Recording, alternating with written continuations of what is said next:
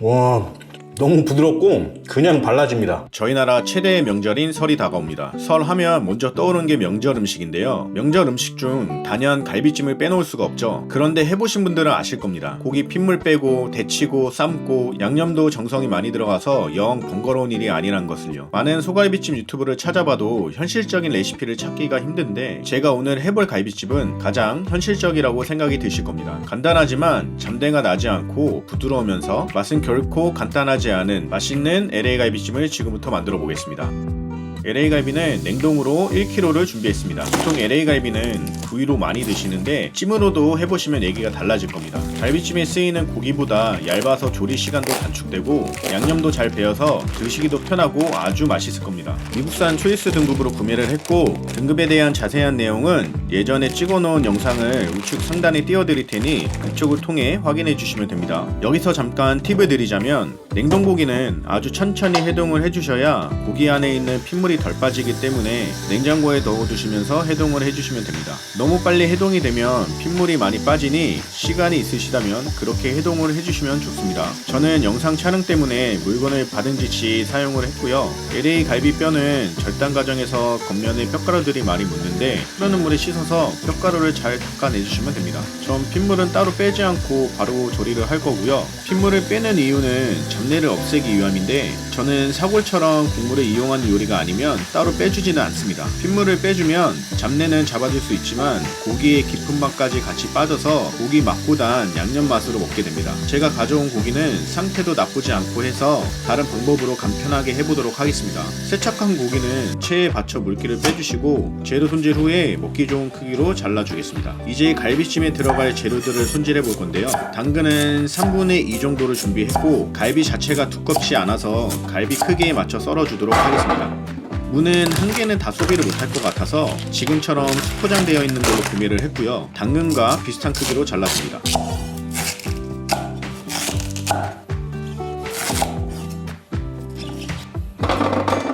야채 모서리는 필러를 이용해서 다듬어 주겠습니다. 모서리가 각지면 나중에 재료들끼리 부딪히면서 으스러지기 때문에 국물도 탁해지고 모양도 망가집니다. 기왕이면 귀찮더라도 모양도 이쁘고 맛도 좋으면 더 좋겠죠. 표고버섯은 위에 십자가 모양을 내주시면 되고 4개를 준비했습니다.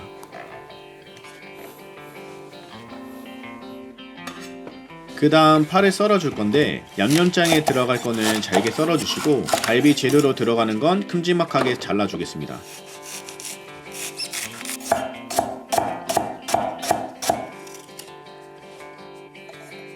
꽈리고추는 한 줌을 준비했고 반으로 갈라주겠습니다. 야채는 손질이 다 끝났고 씻어놓은 고기를 준비하셔서 겉면에 수분을 잘 닦아주시고 먹기 좋게 마디마디로 잘라주겠습니다. 이렇게 모든 재료 손질은 다 끝났고요. 이제 갈비찜에 들어갈 양념을 만들어 주도록 하겠습니다. 보통 갈비를 재울 때 배를 직접 갈아서 넣는 게 일반적인데요. 그 과정이 사실 복잡하기도 하고 시간도 오래 걸려서 보통 번거로운 게 아니죠. 물론 그렇게 하면 맛도 더 깊고 맛있겠지만 오늘은 배음료 한 캔을 대신 빌리도록 하겠습니다. 시판용 배음료 한 캔을 넣어주시고 다음 흑설탕을 넣어줄 건데 일반적으로 쓰는 설탕에 비해 카라멜처럼 은은한 단맛도 나고 풍미가 깊어서 저는 고기 요리를 할 때 항상 흑설탕을 넣어줍니다. 3테이블스푼을 넣어주시고요. 진간장은 5테이블스푼을 넣어주도록 하겠습니다. 굴소스 1테이블스푼 넣어주시고 맛술 2테이블스푼, 매실청 1테이블스푼, 다진 마늘 1테이블스푼을 넣어줍니다. 앞전에 썰어놓은 다진 파도 1테이블스푼 넣어주시고요. 마지막으로 후추를 굵게 갈아서 넣어주시면 양념은 끝입니다. 여기에 느끼함을 잡아주시려면 저처럼 군고추를 약간 부셔서 넣어주시면 됩니다. 아이가 있으시다면 빼셔도 될 것 같아요. 그리고 참기름이 빠질 뻔했는데 1테이블스푼을 넣어주겠습니다. 이제 조리를 시작해 보겠습니다. 냄비에 불을 올려주고 식용유를 살짝 두르시고 고기를 먼저 구워줍니다. 겉면을 익혀서 고기 맛을 한층 올려주고 청주를 넣어주시면 잡내도 잡을 수 있고 풍미도 올려줄 수 있습니다. 튀긴 고기는 잠시 트레이에 옮겨주시고 찜을 할 냄비에 옮겨주겠습니다. 그리고 만들어 놓은 양념장을 부어주시고 물은 고기가 잠길 때까지 부어주시면 됩니다. 전 300ml를 넣어줬습니다. 이렇게 30분간 끓여줄 거고요. 중간중간에 뜨는 기름과 거품은 건져내줍니다. 30분이 지나면 무와 당근을 넣고 20분간 더 끓여줍니다. 20분이 지나면 밤, 표고버섯, 대추를 넣고 10분 정도 끓이고 마무리를 해주시면 됩니다.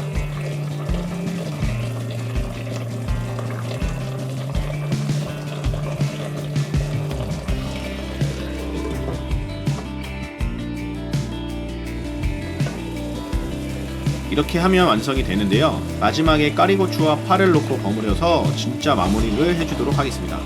이제 접시에 담아주면 되는데 형형색색 이쁘게 자리를 잡아주시고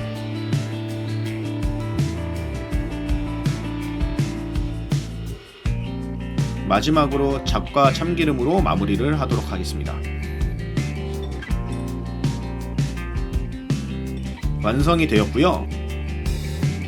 한번 먹어보도록 하겠습니다. 손으로 한번 잡고 뜯어 먹어볼까요?